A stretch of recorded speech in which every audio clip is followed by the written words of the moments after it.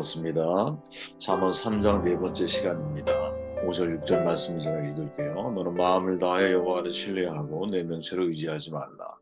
너는 범사의 그를 인정하라. 그리하면 내 길을 지도하시리라. 범사의 그를 인정하라 라는 말씀을 붙들고 말씀을 나눕니다. 제목은 모든 길에서 뜻을 찾으라 라는 제목입니다. 범사라고 하는 히브리어는 콜과 데리크의 합성어죠. 전체 또는 모두를 뜻하는 콜과 길, 통로, 방식, 행동을 뜻하는 데렉 혹은 데렉 두 자로 부르기도 하죠. 그렇게 본문에서 모든 일, 모든 길, 모든 순간이라는 뜻을 담고 있는 것이죠. 범사에라는 이 단어를 영어 성경에서는 all your way로 번역을 하는데 새 번역에서는 내가 하는 모든 일에, 쉬운 성경은 내 모든 길에서, 현대의 성경에 보면 내가 무슨 일을 하든지 이렇게 번역을 하고 있습니다.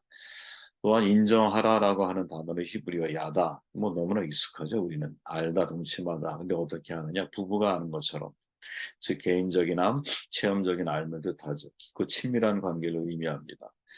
따라서 모든 일, 모든 길, 모든 순간에 하나님을 알아야 한다라고 번역할 수 있고 이런 의미를 가지고 5절을 다시 한번 의역해 보면 모든 면에서 하나님을 친밀하게 개인적으로 알아야 합니다. 삶의 모든 방면에서 하나님을 그렇게 알게 되면 그분은 당신의 길을 지도하실 겁니다. 이렇게 우리는 의역해서 이해할 수 있겠죠. 사실 여러분 사람들이 이제 하나님에 대한 지식을 가지고 있을 때 대화를 나누다 보면 되게 피상적인 경우가 많거든요. 보통 자신도 모르는 확증 편향에 의한 자기 편견, 자기 중심적인 주관적인 이해, 여기에 갇혀있는 경향이 되게 많죠. 마치 욥을 찾아왔던 세 친구들처럼 저마다 자기 신학이 있고 또 자기 체험이 있고 전통적인 지혜가 있습니다. 각각의 입장에서는 다 맞는 말이죠. 그러나 위에 계신 하나님이 보실 때는 그건 한편 지식에 불과한 거예요. 우리는 항상 그런 전제를 가지고 서로의 삶을 이해하고 바라봐야 되거든요. 더욱이 하나님을 논할 때도 지금까지 제가 알고 있는 하나님은 이런 분이십니다. 라고 말할 수는 있어도 이게 하나님의 전부입니다. 라고 말하는 것은 굉장히 오만하고 교만한 태도라는 것이죠. 성경이 말하는 하나님이 아니라 자신이 희망하는 하나님, 즉 하나님을 이래야 되고 저래야 되는 아주 막연하게 그렇게 생각하는 경우, 이런 경우들을 많이 목격을 합니다. 그러나 하나님은 인간의 생각하는 그 수준을 항상 훨씬 뛰어넘는 분이죠. 그 신자가 할 수 있는 일이 있다면 하나님을 믿는 동시에 하나님이 어떤 분인가에 대한 이 알기 위한 노력을 죽는 그 순간까지 해야 한다라고 저는 생각을 하고 모든 사람은 자신이 그때까지 살면서 경험한 것만큼의 하나님을 알 수 있는 것뿐이지 자신이 경험해 보지 못한 차원에서 하나님을 이해하기 너무나 어려워요. 인생에 여러 번 남만 살아온 사람이 있다고 가정해 보세요. 고통과 질병, 실패와 좌절, 배반과 절망, 나아가 절벽 같은 고난을 겪어보지 못한 사람들은 인생의 대난만 했을 거거든요. 그리고 거기에서 경험한 하나님을 이야기할 수 있겠죠. 고통과 질병, 실패와 좌절, 배반과 절망 가운데 개입하시는 하나님을 그들은 알 수 없다라는 거죠. 인생의 광야를 통과해보지 않은 사람은 함부로 사실은 하나님에 관하여 이러쿵저러쿵 말하면 안 된다고 저는 봅니다. 그렇게 자신의 경험을 절대화해서 함부로 하나님을 안다고 말하는 것, 이거는 되게 위험한 일이죠. 알량한 세상의 지식, 어디서 주워들은 이야기, 이것 가지고 내가 하나님을 말한다면 신앙의 오류를 경험하기 십상입니다. 이단의 교주들, 또 이단에 빠진 사람들이 대부분 이런 함정에 빠진 사람들이거든요. 자기 부정이라고 하는 뼈저린 경험 없이 하나님을 알기 쉽지가 않아요. 그러니까 내가 나를 잊어버리게 되는, 또 나의 존재감 자체를 상실하게 되는 이러한 상황들을 여러분 경험하기 전까지 하나님을 정말 깊이 만나고 이해한다는 거 쉽지가 않아. 극단적인 고통과 고난, 또 하나님의 부재 경험, 하나님이 느껴지지가 않는 거야. 또 영적인 깊은 회의감, 이런 절망적인 환경이 사실은 그동안 이런 환경에 내가 처하게 되면 그동안 내가 알고 있던 하나님에 대한 잘못된 지식에서 빠져나오게 되거든요. 야곱이 그랬고, 욥이 그랬고, 다윗이 그랬죠. 우리가 하나님을 안다라고 하는 것은 대양의 바닷물을 한 숟갈 딱 떠놓고 이게 대양이야 이렇게 말하는 것과 마찬가지거든요.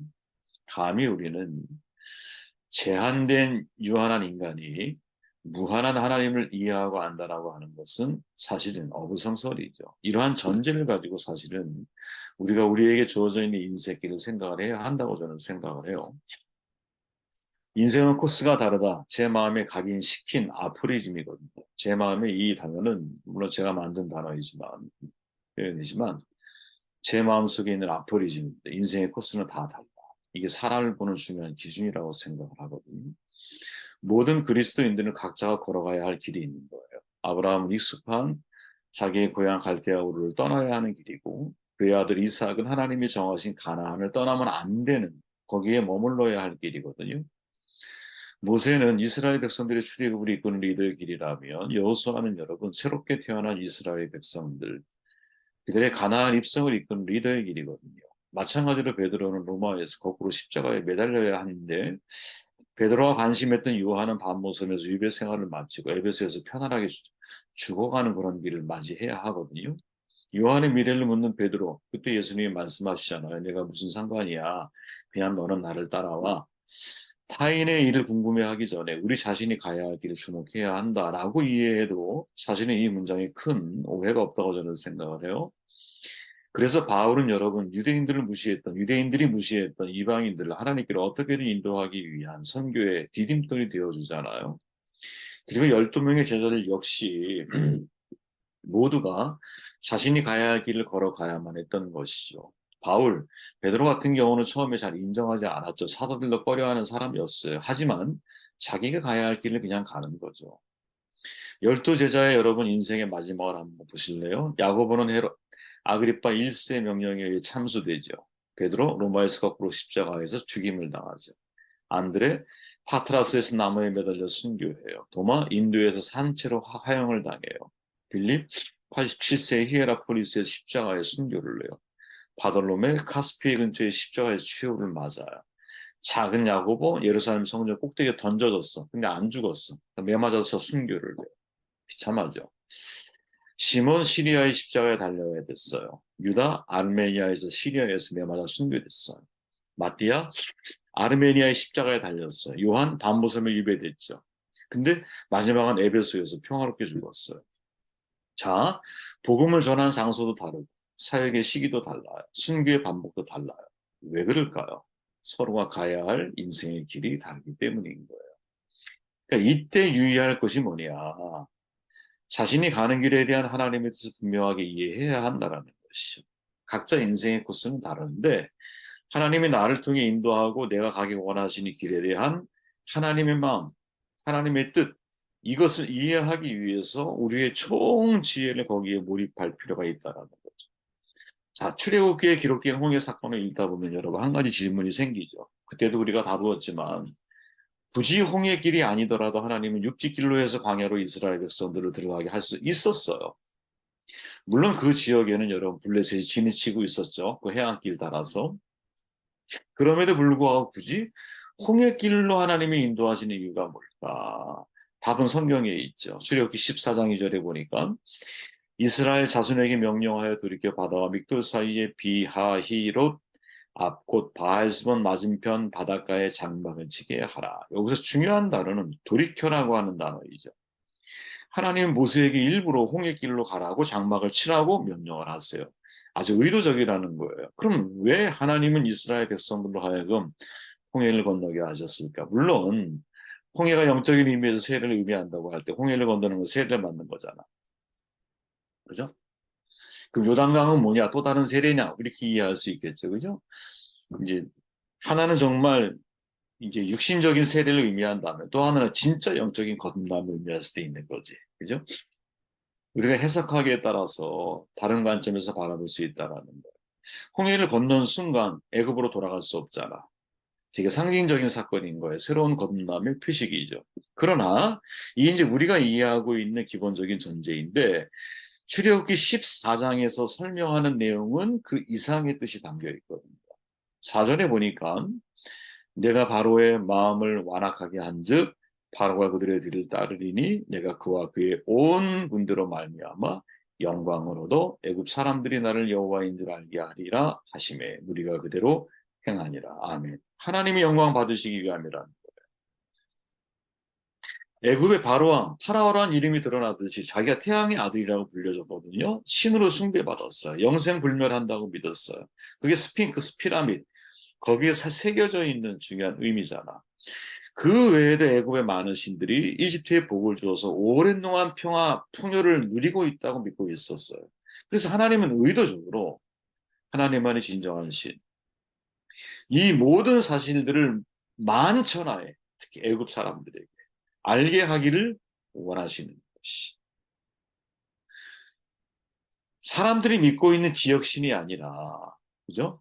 또 부족들이 믿고 있는 부족신도 아니라 한 가정이 가지고 있는 드라빔 가정신도 아니라 하나님은 온 우주를 지배하시는 하나님이시면 누구에게 첫 번째 상대국인 애굽 사람들에게 그 사실을 알림으로 인하여 진정한 영광을 하나님께 돌리게 만들기 위함이라는 것. 이게 첫 번째예요. 그럼 두 번째는 뭐냐? 14장 13절 모세가 백성에게 이르되 너희는 두려워하지 말고 가만히 있어서 여호와께서 오늘 너희를 위하여 행하시는 구원을 보라. 너희가 오늘 본 애굽 사람을 영원히 다시 보지 아니하리라. 여호와께서 너희를 위하여 싸우시리니 너희는 가만히 있을지어다. 즉 하나님이 구원자이심을 알게 하기 위하여. 그죠? 홍해 앞에 갇혔다라는 소식이 바로에게 전해지거든요. 바로는 후회하죠. 그리고 병거들과 지휘관들을 거느리고 추격을 시작을 해. 홍해가 갈라졌어. 이스라엘 백성들이 바다를 건너가 따라 들어갔어요. 그리고 다 수장돼 버리는 거야. 이 과정에서 하나님은 홍해 사건을 통해서 하나님이 도우시고 인도자가 되시고 이스라엘을 위하여 싸우시는 하나님을 보이시면서 오직 하나님만이 누구? 이스라엘을 구원하는 구원자라는 사실을 아주 각인시키는 거죠. 한마디로. 체험적인 사건을 통해서 그들의 뼈에 이거를 새겨두시는 거예요. 세 번째는 3절에 가보니까 그날에 여호와께서 이같이 이스라엘 애굽 사람의 손에서 구원하시매 이스라엘이 바닷가에서 애굽 사람이 죽어 있는 것을 보았더라. 이스라엘 여호와께 애굽 사람들에게 행하신 그 큰 능력을 보았으므로 백성이 여호와를 경외하며 여호와와 그의 종 모세를 믿었더라. 아멘. 하나님을 믿게 하기 위하여. 처음에 이스라엘 사람들은 하나님의 의도를 잘 이해하지 못했던 것 같아요. 홍해 앞에 갇히고 바로의 군대가 쫓아오자 두려움에 사로잡혀요. 모세를 원망하기 시작을 해. 여호와께서 행하실 일을 봐라! 선언하고 홍해가 갈라져. 건너는 과정에 쫓아와. 뒤에 쫓아오는 사람들은 애굽 사람들은 다 수장이 되어져. 그리고 나서 이스라엘 사람들에게 나타난 변화가 뭐냐. 하나님을 경외하는 일, 모세를 믿는다는 표현 속에 하나님이 생존하고 계심을 믿는 이스라엘 사람들을 대변해주고 있죠. 저는 여러분 이게 되게 중요한 우리에게 인사이트를 준다고 생각을 하거든요. 출발을 제가 뭐라고 말씀드렸습니까? 왜 굳이 홍해길이 아니어도 건너갈 수 있는 육지의 길, 물론 위험한 길이에요. 육지의 길은 블레셋이 진치고 있고 블레셋 사람들과 전쟁을 치를 만한 준비가 안 돼 있고 또 혹시 사람들이 블레셋의 그 선진화된 문명을 통해서 그들의 세계에 흡수되어져 갈 것에 대한 염려도 사실 있었을 거예요. 그죠? 아무튼 그럼에도 불구하고 홍해, 홍해를 가르시고 이 애굽 사람들을 심판하신 하나님께서 그 길을 예를 들어 육지길로 데려가신다 한들 거기에서 하나님이 역사하시지 않겠어요? 그렇지 않을까요, 여러분? 그 어마어마한 바다를 가르시고 거기에서 마른 땅처럼 걷게 하시며 뒤에 있는 애굽 사람들을 수장시켜 버리시는 하나님께서 비록 블레셋이 진치고 있는 땅이라 할지라도 육지길로 간다 할지라도 돌보시지 않겠어요? 그 상식 아닐까? 당연히 돌보시겠죠. 당연히. 근데 왜 홍해길로? 이유가 있다는 거예요. 이게 여러분 우리가 주목해야 할 포인트인 거예요. 이유가 있었다라는 거예요. 거기에서. 그 이유를 출애굽기에서 밝히기를 하나님의 영광 받으시기 누구에게? 애굽 사람들에게. 하나님이 구원자이심을 이스라엘 사람들에게 알리기 위해서. 나아가 그 결과 이스라엘 사람들이 하나님을 경외하고 믿게 하기 위해서. 여러분 이 섭리가 우리 각자 인생의 코스는 다 다르지만 그 다른 인생의 코스를 통해서 하나님이 우리에게 우리를 통해 보이기 원하시는 하나님의 놀라운 섭리가 있다는 것을 깨달아야 한다는 거죠. 그죠? 내가 가는 길이 여러분이 가는 길이 여러분 남들이 볼 때 홍해길 같을 수 있어. 그죠? 아니 광야길 같을 수도 있을 거예요. 아니 가나안 길 같을 수도 있을 거예요. 저마다 가는 길이 달라요. 그죠? 다른 길이지만 그 다른 길을 걷게 하신 과정을 통해서 하나님이 우리에게 원하시는 뜻이 뭘까? 저는 오늘 홍해길만 말씀을 드렸지만 홍해길에서 하나님의 영광, 구원자, 믿음을 위해서 하나님이 홍해길을 걷게 하시는구나. 광야길을 만약에 걷는다고 생각해 보십시오. 비록 인생에 여러분, 인생이 광야야. 우리 인생길이 신앙은 유목민이잖아요. 그죠? 우린 유목민 신앙으로 살아야 되는 거거든. 이 땅이 여러분 전부가 아니에요. 그럼 광야를 살아갈 때 우리의 삶의 중요한 포인트가 뭐냐? 낮에는 구름 기둥으로 밤에는 불 기둥으로 우리를 인도하시는 하나님을 경험해야 되는 거지. 광야에서 먹을 것 없어.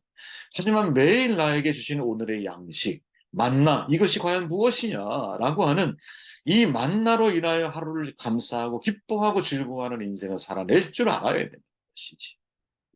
가나안의 삶은 또 어떻게 다를까? 하나님이 내게 주신 땅이 있겠죠. 영토가 있겠죠. 선교지가 있겠어요. 일터가 있겠죠. 그 일터에서 어떻게 하면 내가 하나님께 영광 돌리며 인생을 살아야 할까를 질문하며 살아내야 하는 것이. 어떤 길을 걷고 계십니까? 저는 몰라요. 저는 알아요. 제 길에 대해서. 여러분은 여러분들의 길에 대해서 질문하셔야 됩니다. 너는 범사에 그를 인정하라. 이 인정에 나타난 명령형이거든요, 여러분. 이게 참 중요한 거예요. 모든 길, 모든 일, 모든 순간에 하나님과의 상관성을 반드시 찾아야 합니다. 명령이 안 됩니다. 하나님의 뜻을 질문해야 돼. 하나님이란 내가 이 상황을, 이 길을, 이 순간을 어떻게 이해하고 해석하며 어떻게 걸어가기를 원하고 계실까? 마치 모르드게가 에스더에게 말할 때 왕후의 자리를 얻은 것이 이때를 위함이 아닌지 누가 알겠느냐. 이 질문을 항상 던지는 거죠. 내가 지금의 이 자리에 서게 하신 하나님의 뜻이 뭘까? 이 길을 걷게 하신 하나님의 계획이 뭘까? 내가 가진 재능, 물질, 시간, 살아온 길, 만난 사람들, 나만의 경험들, 이 모든 것들은 무엇을 위함인가? 그 뜻을 찾는 것은 여러분, 권면이 아니에요. 명령입니다. 우리 바라기는 모든 일과 길 속에서 하나님의 뜻을 찾으려고 하는 그러한 신앙의 열정이 저와 여러분들 가운데